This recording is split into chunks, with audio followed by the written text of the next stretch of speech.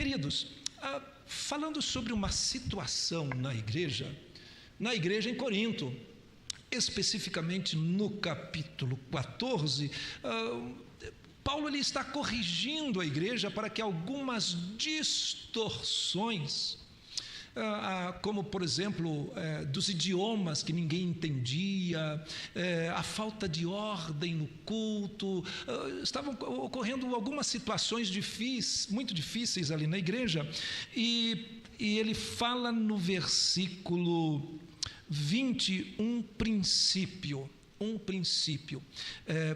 Coríntios capítulo 14, no verso 20, ele diz: irmãos, olha, tudo isso que tenho falado, não sejam infantis, pueris, no entendimento dessas coisas, do que ele estava tratando ali sobre o problema da glossolalia, e ordem no culto, enfim, os escândalos que ocorriam. Ele está corrigindo, ele diz: olha, não sejam infantis no entendimento dessas coisas, sejam inocentes como bebês com relação ao mal, mas sejam maduros no entendimento. Não sejam infantis em determinadas práticas, porque lhes falta entendimento sobre elas. Sejam maduros no entendimento. É um princípio. Seja maduro, tenha maturidade, tenha equilíbrio, tenha maturidade, tenha sabedoria, seja maduro no entendimento. Nosso Deus e Pai, te agradecemos por este princípio. A igreja em Corinto é um princípio a todos nós como cristãos, na caminhada, seja em relação a uma vida comunitária, seja sobretudo numa relação pessoal de discipulado com o Senhor. Assim pedimos a orientação do Pai, orientação do Espírito Santo, para que o Senhor nos encontre pelo entendimento da Tua Palavra em mais esta noite. Agradeço, em nome de Jesus Cristo, meu Senhor e Salvador. Amém. Mas você pode ir lá para o Evangelho de Mateus. Mais especificamente, Mateus capítulo 16. Nós começamos este ano uma leitura bíblica anual. E começamos justamente no Evangelho de Mateus. Já começamos a leitura bíblica no Evangelho de Marcos, que é o texto fonte dos demais evangelhos. Mas começamos em Mateus, o primeiro livro do Novo Testamento. E imerso nessa leitura bíblica, a igreja,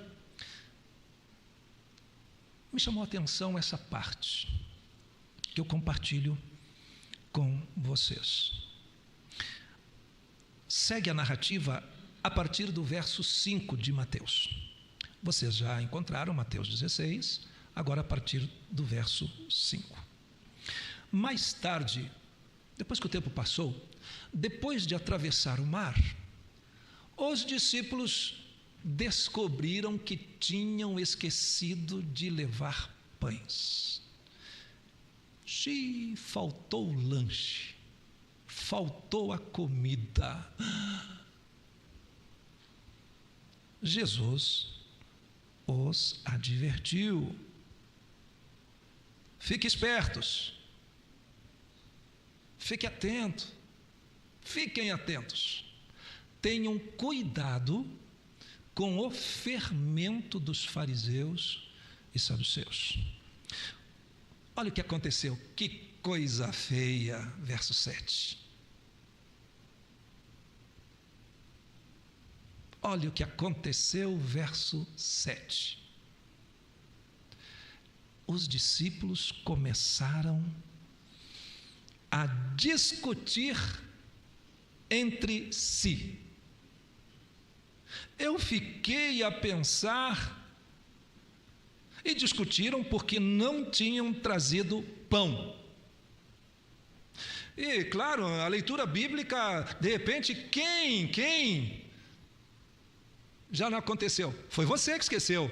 Mas eu pensei que você tinha pego. Não, eu falei para você, não, mas eu não lembrei, foi você. E já sabe o que acontece. Muitas vezes estraga o dia, o final de semana, a semana, por conta de uma discussão como esta. Ao tomar conhecimento do que falavam, Jesus disse: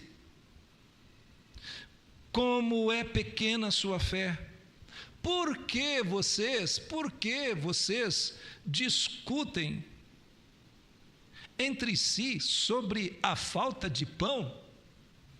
Aí vem a expressão, verso 9, ainda não entenderam?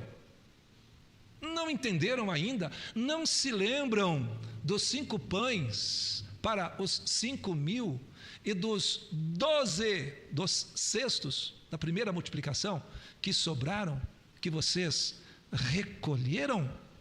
Nem dos 7 pães para 4.000 e dos 7 cestos grandes da segunda multiplicação que vocês recolheram? Vocês recolheram. 5.000 alimentados, 12 cestos sobraram, vocês recolheram. Segunda multiplicação dos 7 pães, 4.000 foram alimentados, restaram 7 cestos, vocês recolheram. Como não conseguem entender que eu não estou falando de pão? Vocês não conseguem entender que eu não estou falando de pão? Repito, tenham cuidado com o fermento dos fariseus e saduceus. E conclui este parágrafo: finalmente entenderam que ele não se referia ao fermento do pão, mas ao ensino dos fariseus e saduceus. Que narrativa impressionante! Ainda que Marcos traga alguns componentes outros, Lucas capítulo 12 também traz luz, foco a esta experiência, mas algo está acontecendo. Esqueceram do pão. Imagine você chegando lá no Paraná, esquecemos. Imagine você todo programado para alguma coisa, chega no momento em que você precisa de algo, esquecemos. E agora, o que vai acontecer? Jesus conversa com eles e Jesus vai de forma mais profunda. Jesus não entra no mérito da questão. Jesus não os chamará por conta da falta de memória, do esquecimento. Jesus mais profundo diz: tenham cuidado, muito cuidado do ensino. Lembre-se que Jesus didaticamente está ensinando desde a primeira multiplicação até a segunda multiplicação dos pães, e no capítulo 16 estão ali justamente os fariseus e os saduceus pondo Jesus à prova. O tempo todo pondo Jesus à prova. E neste momento eles pediam um sinal do céu para que realmente ele demonstrasse que realmente ele era o Messias. O tempo todo trazendo dilemas, provocando dilemas, pegadinhas, para condenar o Senhor Jesus. E vejam vocês também que um pouco mais à frente, Jesus vai perguntar aos próprios discípulos: o que andam dizendo as pessoas aí de quem eu sou? É o contexto imediato a esse momento em que Jesus está ensinando aos seus discípulos. E agora ele chega assim: muito bem, que andam dizendo por aí quem sou eu? Aí uns respondem, havia ali várias teorias, uns dizem, Senhor, que tu és Elias, outros dizem que tu és João Batista, outros dizem ainda que és Jeremias, outros dizem que é aquele profeta tão anunciado por Moisés, nosso legislador Moisés. Havia confusão também entre as pessoas não podiam identificar quem é Jesus, e neste contexto Pedro faz uma monumental declaração que o Senhor Jesus disse: muito bem, Pedro, não foi carne nem sangue que te ensinou isso, mas foi revelado pelo Pai, pelo seu Espírito. Queridos, mas lá estão os servos de Deus discutindo entre si, estão ali buscando quem foi o culpado, quem vacilou, quem falhou, e Jesus não entra no mérito da questão. No verso 11, então, Jesus, ele alerta: vocês não conseguem entender que eu não estou falando do pão? A maior preocupação nesse momento, Jesus está ensinando, a maior preocupação nesse momento não é com o esquecimento do pão, não é a falta dos pães. A questão é que eles não estavam entendendo o que Jesus estava ensinando. Eles não conseguiam entender o que Jesus ensinava. Eles ainda não entendiam. E aí então o Senhor Jesus diz assim: olha, o grande problema não é o pão. O grande problema é o fermento. O grande problema é o fermento que há em vocês. O grande problema não é o pão. O grande problema é o que está no seu coração. O grande problema é o seu entendimento, ou melhor, a falta de entendimento, a falta de discernimento. Não era pão, era falta de discernimento. Em outras palavras, examine as suas convicções, examine a sua confissão de fé, examine-se. De fato, estão aprendendo? E vejam vocês que neste texto ele traz sobre um fermento, o fermento dos fariseus e dos saduceus. Nós temos ali pessoas que viviam a prática de exigências aos outros, mas não viviam as exigências. Nós tínhamos alguns que não criam, os saduceus não criam, por exemplo, no milagre da ressurreição. Então, cuidado com o fermento da incredulidade. Cuidado com o fermento das aparências. Marcos capítulo 8 vai dizer: cuidado com o fermento de Herodes, porque Herodes era quem sustentava, era o monarca da vez, que sustentava essa oligarquia religiosa e manipulava o povo para atingir os seus objetivos usando dessas pessoas religiosas, porque o pão dessas pessoas religiosas dependia de Herodes. Aqueles homens que dirigiam espiritualmente o povo dos fariseus e dos saduceus, está dizendo o seguinte: eles têm fermento no coração e estão ensinando esse fermento para vocês, da hipocrisia, do legalismo, das aparências, e ainda com manipulação política para mantê-los escravizados, tendo um pensamento teológico, tendo práticas religiosas, mas na verdade estão sendo manipulados pelo dono do pedaço, porque o pão deles dependia de Herodes. Por isso vinha um partido parecido com homens tementes a Deus, mas era herodianos, cuidavam do templo, e cuidando do templo, cuidava das receitas do templo. Por isso que Jesus chega e manda todo mundo embora e diz: a minha casa é casa de oração, não casa de negócios, casa de câmbio. Cuidado, disse Jesus, o problema não é o pão, o problema é o fermento. Por acaso vocês esqueceram? Aconteceu dias atrás, ele está dizendo aos seus, aconteceu dias atrás. Vocês esqueceram da primeira multiplicação dos pães? Vocês esqueceram da segunda multiplicação dos pães? O problema não é a falta de pão, porque vocês sabem como o Pai providenciou a multiplicação de pães, porque vocês recolheram os cestos. O povo comeu, centenas, milhares de pessoas comeram, ficaram fartas e ainda sobrou. O problema não é pão, o problema é o coração de vocês, é a incredulidade de vocês. Eles ficaram fixos no pão. Jesus estava ali para atender a multidão e eles estão pensando no pão. Jesus está ali atendendo as almas sedentas, Jesus está ali curando, Jesus está ali ensinando, sobretudo ensinando, Jesus está ali libertando, Jesus está ali salvando, e eles estão fixamente pensando na falta do pão.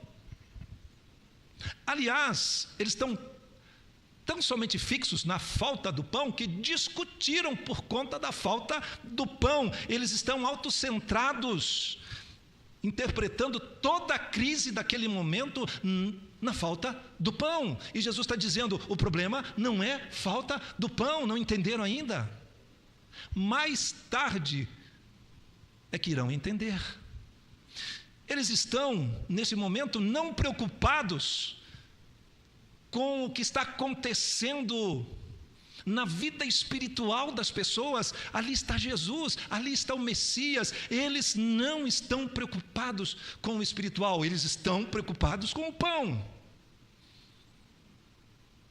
Eles não estão preocupados com os cativos, eles não estão preocupados com os sedentos, eles não estão preocupados com os que viviam no deserto da vida espiritual, daqueles que estavam ansiosos pelo Messias, pela libertação, pelas questões espirituais. Não, eles reduziram a experiência toda deles nesse momento para a falta de pão. E Jesus então diz: cuidado com o fermento. Meus irmãos, a figura, metáfora fermento nas Escrituras, na palavra de Deus, é que o fermento é algo ruim. Fermento é algo que apodrece. Fermento, ele causa estragos. E o interessante é que uma pequena quantidade de fermento pode estragar a massa toda. Uma pequena quantidade de fermento, uma falta de discernimento espiritual, uma falta de entendimento das Escrituras, uma falta de discernimento e entendimento realmente quem é Jesus, prejudica uma vida inteira, prejudica uma história de vida toda, prejudica gerações e gerações de pessoas, pela falta de discernimento e entendimento quem é Jesus. Poderíamos dizer que fermento é igual a maldição. Por isso, na Páscoa, teriam que retirar, quando saíram, o povo hebreu, retirem o fermento da casa, comam pão sem fermento, porque fermento contamina, fermento produz falta de entendimento, fermento causa cegueira espiritual, fermento provoca resistência ao que Jesus ensina, ao que a palavra de Deus ensina. Vocês esqueceram da primeira multiplicação dos pães, esqueceram da segunda multiplicação dos pães, e vocês pensam que a falta de pão é o problema? Jesus está confrontando nesse momento. Queridos, meus irmãos, aqui está o grande X da questão, é que aqueles homens precisavam ser corrigidos, aqueles homens precisavam amadurecer, eles estavam errando, e Jesus, ele não queria apenas seguidores, ele está tratando daqueles homens, porque aqueles homens, ele desejava que realmente entendesse quem ele era e o que ensinava, tanto que ele então começa a perguntar: o que dizem as pessoas por aí, quem eu sou? Muito bem, mas eles estão dizendo isso, mas quem eu sou para vocês. Está no decorrer do texto, aqui de Mateus, capítulo 16. E Pedro, verso 16, diz: Senhor, Tu és o Cristo, o Filho do Deus vivo. Essa é a confissão cristã. Os outros estão confusos, mas o fermento ainda estava no coração, causando danos no coração, no discernimento, no entendimento daqueles nossos irmãos. Meus irmãos, e o fermento do meu eu? E o fermento da necessidade de performance? E o fermento do conforto, da conveniência? E o fermento da falta de rendição? MacArthur Jr. fez uma declaração dizendo que o maior problema do Espírito Santo na atualidade, infelizmente, são as pessoas que estão dentro dos templos. Quando nós sabemos que a ação do Espírito Santo é convencer do pecado, da justiça e do juízo o pecador perdido, e MacArthur Jr. então diz: parece que o maior problema hoje do Espírito Santo na igreja contemporânea são os próprios crentes. E Jesus está lidando com crentes, homens que deixaram tudo, conforme nós examinamos hoje de manhã, deixaram tudo para seguir o Senhor Jesus, mas ainda não tinham entendimento sobre o que Jesus ensinava e quem era Jesus. Tenham cuidado não com o pão, tenham cuidado com o fermento, com os ensinos que vocês têm recebido desde a infância de vocês, que acaba filtrando as verdades divinas com os próprios óculos, e acaba ocorrendo um sincretismo, uma mistura, tudo quanto é crendice, menos Evangelho de Jesus Cristo. Ora, meus irmãos, se os irmãos pontuarem aqui o que têm ouvido a respeito do que se pensa, o que é o Evangelho de Jesus Cristo, falta entendimento. Mas o mais específico, o problema não era pão, porque disse Jesus: o pão eu dou, o pão eu providencio, o pão é o de menos, o problema é o que está aqui dentro do coração. O que os conduziu a discutir. Cá para nós, examinemos, será que o nosso problema é o olerite? Será que o nosso problema é falta de pão? Será que o nosso real problema é realmente o boleto, a escola, o status, falta de likes, sei lá? Será que o problema é o que o Senhor Jesus está revelando? O problema é o fermento, são os ensinos, não estavam ainda desintoxicados. A cada dia mais, conhecendo quem é Jesus, no discipulado em Jesus Cristo, no moldar da palavra de Deus, no aperfeiçoar da palavra de Deus. A palavra certa é essa, Ele nos aperfeiçoa. E alguns dizem que o aperfeiçoar significa pegar um osso que foi colocado de maneira errada e quebrá-lo novamente para consertá-lo. Dói. São as questões interiores, são as questões do inconsciente que se apropriaram e que nos conduzem e que nos escravizam. São curas que o Senhor deve fazer todos os dias, que infelizmente não proporcionam que tenhamos discernimento e entendimento real da palavra de Deus. E filtramos à luz da nossa cultura e uma leitura através da tradição. Era o que estava acontecendo, os saduceus, ou das minhas convicções, e Jesus está dizendo: não é nada disso, o problema é aqui, é o que foi colocado aí dentro, que não permite realmente entender qual é a real necessidade de um pecador. E desta forma, meus irmãos, também nós outros hoje, quando lermos as Escrituras, quando estudarmos a palavra de Deus, examinemos, sondemos o nosso coração. O que está por trás realmente das minhas convicções? O que está por trás das minhas discussões, do meu modo de vida, do meu estilo de vida, que eu chamo de cristão? As decisões sendo tomadas, a perspectiva, a visão de mundo, que se demonstra claramente no tipo de relacionamento que temos dentro de casa, ou no namoro, ou no trabalho, ou na escola, onde for, na faculdade.